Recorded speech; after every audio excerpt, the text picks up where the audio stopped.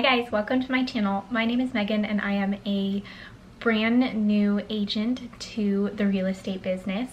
I'm located in Colorado and I just passed my Colorado broker exam, and I wanted to share with you the process that I went through taking the PSI exam online. I looked as I was taking it or preparing to take for it, I was looking for information on what the online Proctor exam was going to be like for the PSI Colorado broker exam, and I couldn't find a ton of information. So I thought, now that I'm on the other side of it, I thought I would make a video and share, because I also want to start sharing my journey into real estate. So like I said, I just passed my exam. I'm in the process of submitting all my paperwork for my real estate license in Colorado. But I wanted to share with you guys today what it was like taking the PSI Proctor online exam. So here's what you can expect from taking the PSI Colorado Broker Proctor exam online. So what's convenient about doing it online is that you can stay in your home. You don't have to travel to a testing center and worry about that. You can do it in your own home where you feel comfortable. So I really enjoyed being able to have that option. So the first thing you need to do is register for your exam. I found this process super easy. I just went online to the PSI website. I looked up the test that I was looking for, which is the Colorado broker exam. In Colorado, all real estate agents are considered a broker. So even though I'm not a broker in the sense that I will be running a brokerage firm and have people under me, especially starting out, I'm still considered a broker. So I would be an associate broker. So the exam I looked for was the Colorado broker exam. And once I picked that, I was able to create an account. And when I created an account, it asked where I did my courses, where I did my real estate school essentially. And I used Kaplan for my real estate school, and so I put that in there, and that was all the information that they asked from me specifically about my school and certificates and stuff. Prior to going on and signing up for the PSI exam for Colorado, I did go through my Kaplan courses, and in order to qualify to take the PSI exam for the course that I took, you need to get certificates in all of the areas, which involves passing a midterm and then a final exam for a bunch of different sections. And I'm gonna go over all of that in a separate video if you're interested in the specific course that I took in order to pass. Prior to going on the PSI website and registering for my exam, I already had all of those certificates completed on my homepage, on my dashboard for Kaplan. So all they asked when I registered for the PSI exam was which school I did, and then shortly after that I received an email after I registered my account with PSI. I received an email saying that I was ready to schedule my exam, and I believe it took maybe 30 minutes for me to get that email. So I'm not sure if it's different. I've heard other things from other videos that I've watched that maybe you have to submit your certificates to PSI. I'm not sure if that's still the case, but I didn't have to do that. I just gave them the name of the school that I used, and I guess they coordinated and figured out that I was eligible. So I got that email and I clicked the link on it to go schedule my exam. It was very easy. I had the option here in Colorado to take it in a testing center or online, and I chose to do online. I'm a single mom, and I found that it was much easier to schedule a time for me to do it from home than it was to find a time to go to the testing center. When I looked for different times and dates, I could have easily scheduled one for the next day from when I was looking. There was a ton of available options pretty much immediately. And the timing varied throughout the day. So based on the availability of the proctors and when they can do the test. So what I noticed was a lot during the week was really early in the morning or late at night. You could basically, from 7 p.m. all the way till like 4 a.m. Time slots were typically available every single day for you to take your exam at night. And then on the weekends they did have availability throughout the day. And there were also some weekdays that did have availability during the day as well. For me, what worked best was scheduling it on a Sunday so that I could take my daughter and my dog to a separate location so that I could have quiet for my exam, because during the online proctored exam you can't have anybody else in the room with you. You can't have anybody come in or be disrupted, because that could disqualify you and end your test. So by the time I went on to schedule my exam, I felt ready to take it. So I scheduled mine for a week out, essentially. So there was a week between when I scheduled it and when I took the exam. So once I scheduled my exam, I did get a confirmation email with kind of some guides to prepare, and all of that stuff. I also went onto their website and just kind of looked at what I need. They do have online guides available to kind of give you a little glimpse of what it's going to be like and let you know what is allowed and what isn't allowed and all of those requirements. But still, going into it, I didn't have a huge idea of what it was going to be like. So the things to prepare in advance for when you sit down for your exam: you need to have an ID ready when you sit down, because they're going to ask you to take a picture of that when you first log on. You also need a clean and quiet environment. You can't have a ton of clutter or random pieces of paper or things up on your wall. It needs to be pretty clean so that they can tell that you're obviously not cheating. Beforehand, they also, in the email that I got with my confirmation, as well as online on the website when I booked, they gave me the option and asked me to test my computer's compatibility with their Proctor software. So I did that right when I scheduled it. You just click a link and it tests your computer. You have to install something, and it just kind of tells you whether or not your computer is going to be compatible with their software and if you're going to be able to take your online exam with them. My computer passed that software compatibility test, so I was able to schedule my online exam. So the day of the test, you're allowed to log on 30 minutes prior to your exam time in order to get everything that you need to do beforehand taken care of so that you can start your test. So 30 minutes prior to your test, you can log on and you can go to your exam and launch it. And what'll happen is it'll open up a brand new browser. And the first thing it does is test your computer compatibility, and then asks to download the specific Proctor software to use. So it's a separate program that'll pop up on your screen. You install it and then it'll run and be kind of its own thing. And it goes through and makes sure that there's no applications open that are not supposed to be open. If there are, it will ask you to shut those down before proceeding. And then it tests the computer compatibility again to make sure that it works.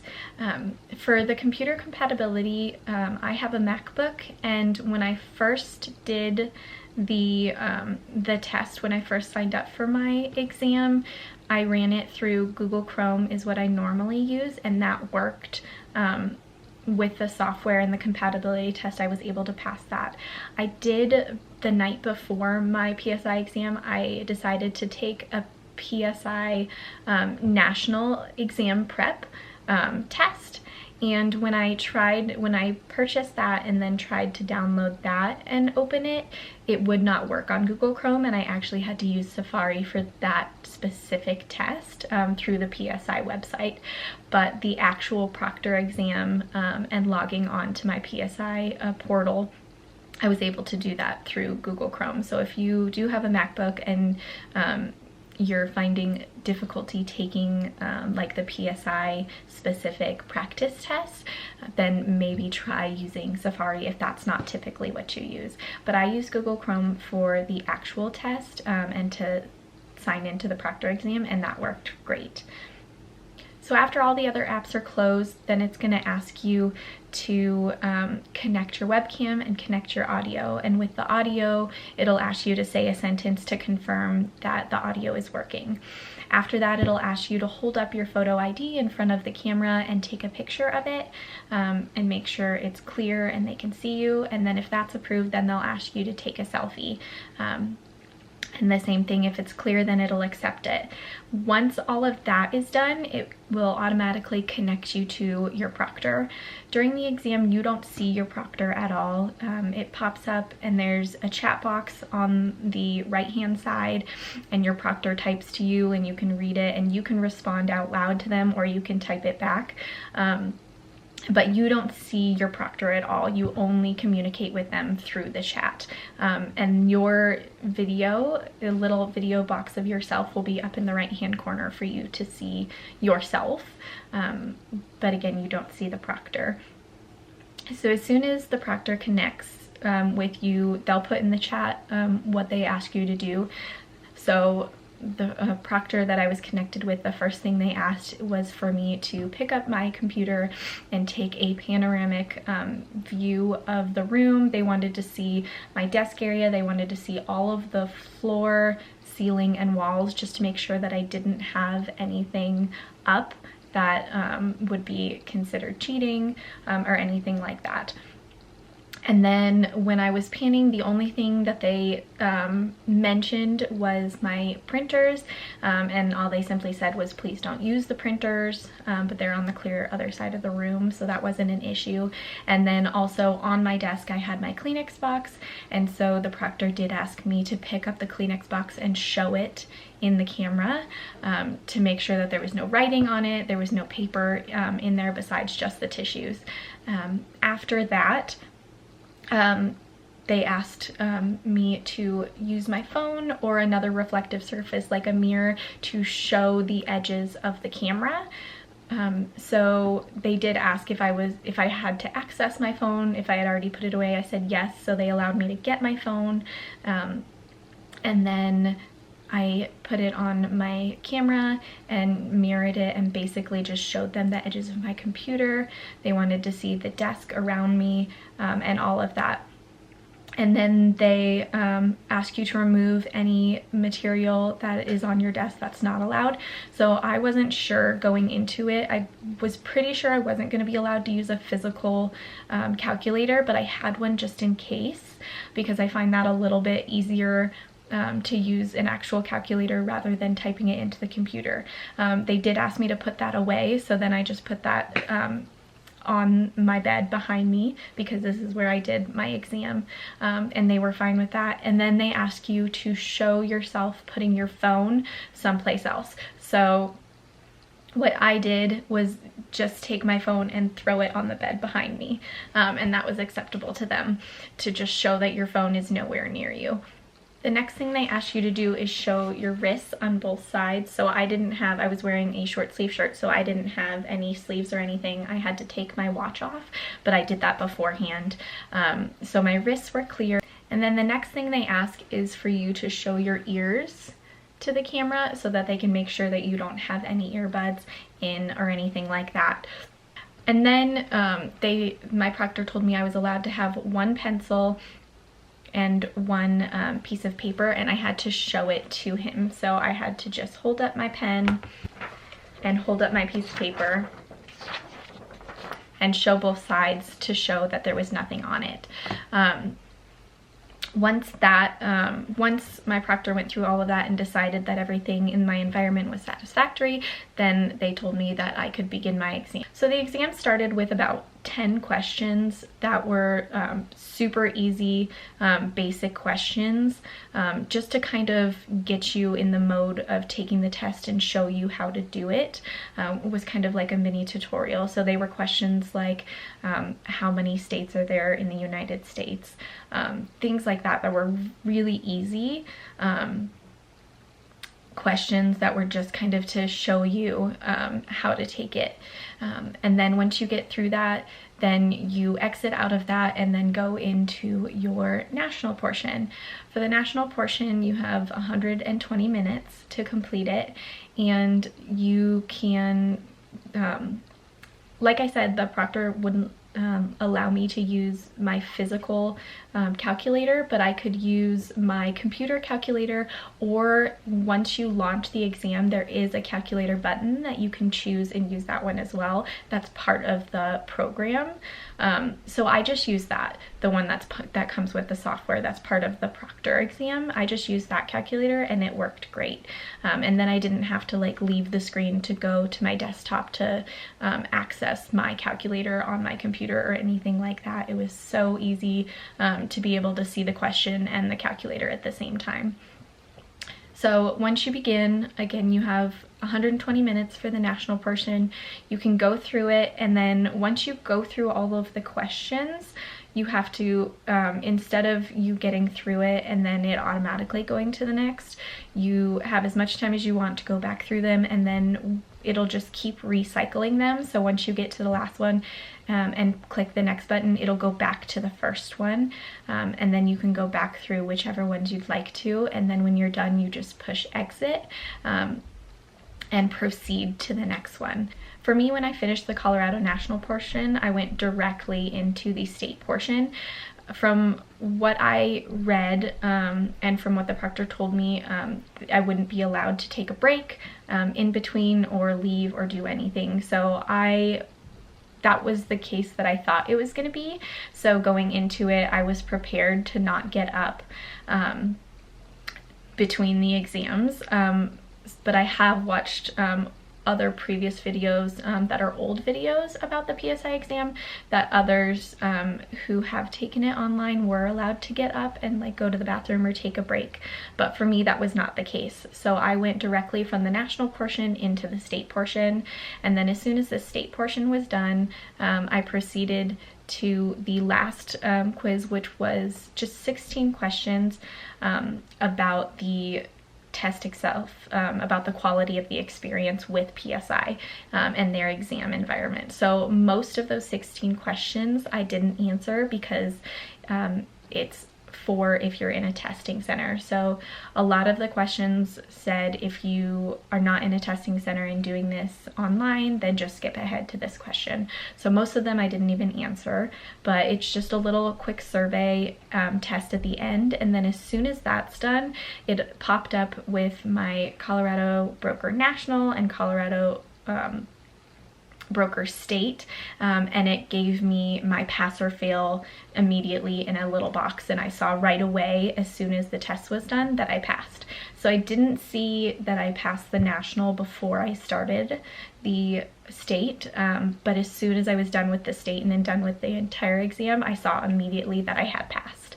And then the proctor came back online and let me know that just reminded me that I wasn't allowed to take screenshots or anything or share those, and that I would get my test results soon. And then before I could even type thank you or anything, the proctor closed down the exam and it completely shut all the windows. It shut down everything. And then I had to go back in to the PSI website, open back up Google Chrome and go back in, and it just, all it said at that point was that I would be getting my results emailed to me.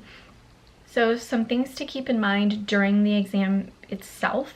Once you've set up your environment and the proctor has approved of everything, you need to have your hands visible at all times. So you can't put your hands below your desk or anything. They have to stay on the desk where the proctor can see them. You can't cover your mouth or anything. So I did the majority of my exam like this while I was looking at the computer because it was just most comfortable for me, and that was fine. I didn't have any issues with the proctor saying anything about that, but you can't do this or cover your mouth in any way like that. They have to be able to see your mouth, and you also can't move your mouth.